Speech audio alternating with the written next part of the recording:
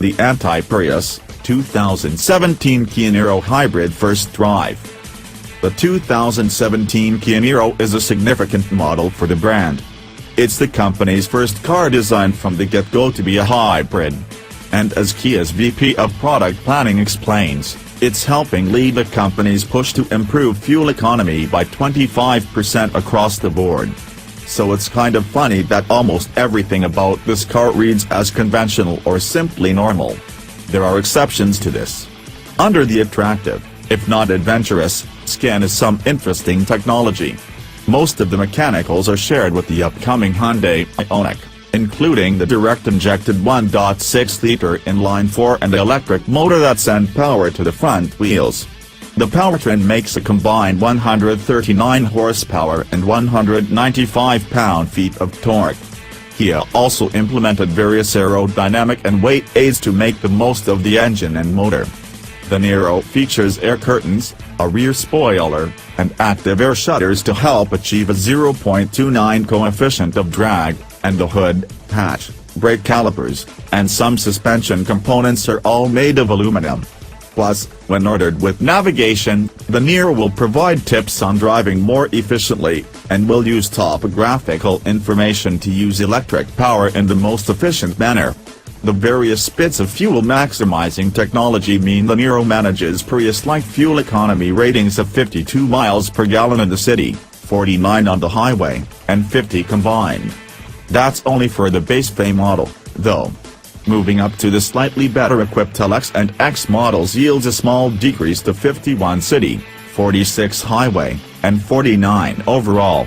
If you opt for the touring model, shown here, because you want all the bells and whistles, be ready to sacrifice more mileage, it only manages 46 city, 40 highway, and 43 overall. Kia says this is due to the increased weight of the standard features, different roof rails that change the aerodynamic profile, and the larger, wider 18-inch wheels and tires that increase the rotational mass and rolling resistance. All of the effort Kia put into making the Niro a highly efficient Prius fighter seems to have been matched by an effort to make the car appear as normal as possible and give it the broadest appeal. So, no polarizing looks like on the latest Prius and Prius Prime. Glancing at it, you'd say the Niro is just another crossover. The greenhouse looks like a scaled-down version of the Sorrento's. That's not necessarily a bad thing, since the larger Kia crossover is fairly handsome. The Niro's scowling headlights and hood scallops are sharp, too. But the Niro does have an air of anonymity, and nothing about it, aside from some badges, shouts hybrid or efficient. In that way it's like the anti-Prius. The same goes for the inside. Forget glossy white plastics, big touch screens, and funky shifters. We've got an interior that wouldn't look out of place in any other Kia. It's low and wide, and has good fit and finish. There are some cheap plastics here and there, but they're textured nicely and kept to areas of the dash that you won't be touching often. Only the gauge cluster looks mildly futuristic, with its power economy meter. Being a crossover of sorts, the Niro also has a high seating position that, coupled with the low dash, provides good forward visibility.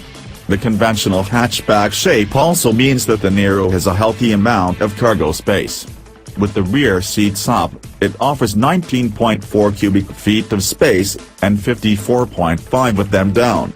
There's even a run-of-the-mill T-handle shifter inside connected to a mostly conventional transmission. The Niro packs its electric motor in a 6-speed dual-clutch transmission instead of a CVT-esque arrangement like many other hybrids. The 1.56 kWh battery pack is hidden under the rear seat and doesn't cut into cargo room, an advantage of Kia designing this platform for use as a hybrid from the start. The theme of the Niro seems to be fancy technology in a plain, palatable package. The driving experience certainly backs that up. The transmission works pretty well, and certainly feels more like what you find in the average automobile. It isn't lightning fast, but is still generally smooth and responds promptly enough in both automatic and manual mode.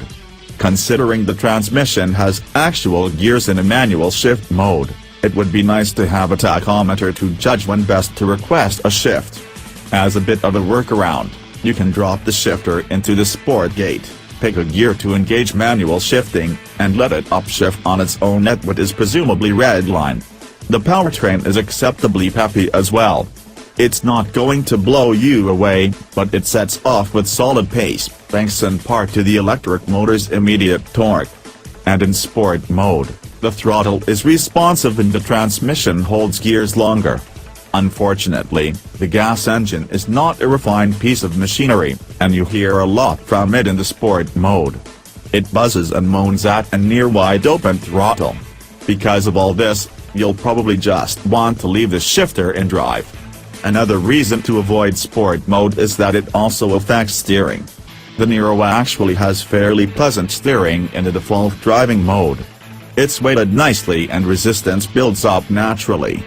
Like so many modern steering systems, feedback is mostly absent, but occasionally you'll feel a kernel of information work up through the column.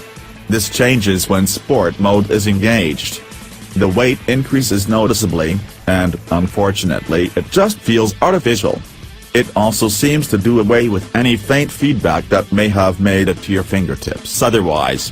The Niro is certainly competent in corners, feeling plenty stable, but it's not going to have you seeking out twisty roads. There is some noticeable body roll, and it doesn't turn in eagerly. The ride is generally good, and very little noise makes it into the cockpit. And while bumps don't upset the handling, they are felt in the cabin. Larger imperfections are a bit rough, and small bumps and irregularities can leave the car feeling a tad jittery. It is possible this is primarily an issue on the touring model, the only version available on our drive, as it has a slightly different suspension tuned to handle the larger wheels and lower profile tires.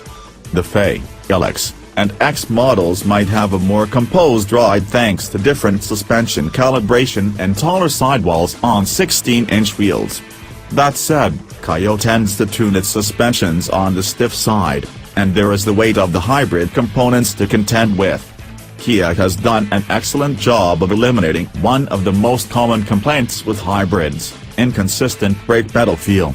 Because hybrids typically use blended brake systems that combine regenerative and mechanical power that can vary when pressing the pedal, the response can feel a bit odd and make judging the amount of pressure needed difficult. That issue is non-existent in the Niro. Though feedback is low, the resistance of the pedal is good and always steady. We'd like it to be firmer, but the average driver shouldn't have any issues with it. The Niro's price goes along with the rest of its mainstream palatability. Kia hasn't set final pricing yet, but we're told that base models will start at around $24,000, which would put the Niro just under the $25,065 price of the base Prius. Touring models should top out around $32,000. If the Niro sounds like the car for you, you'll be able to pick one up this January. And, if you can wait a while longer, Kia will be launching a plug-in version at the end of 2017 that will have an electric range of about 25 miles. That model will likely cost more, but available tax credits may offset all or part of the price increase. Taken as a whole, the Niro is a solid car. It's not outstanding, and it's not horrible, it's good. It looks handsome enough, it rides comfortably enough, it handles well enough, and most important for some, it does a good job of hiding the fact that it's a hybrid at all. It's best thought of as a competent and competitive crossover that happens to get roughly 50 miles per gallon if you go easy on the options. There are crossovers and hybrids that are sportier, more comfortable, or more striking looking. But for many people, the Niro will be just about perfect, giving them the crossover look and feel they desire with a measure of utility, while also delivering excellent fuel economy. That combination is at least noticeable.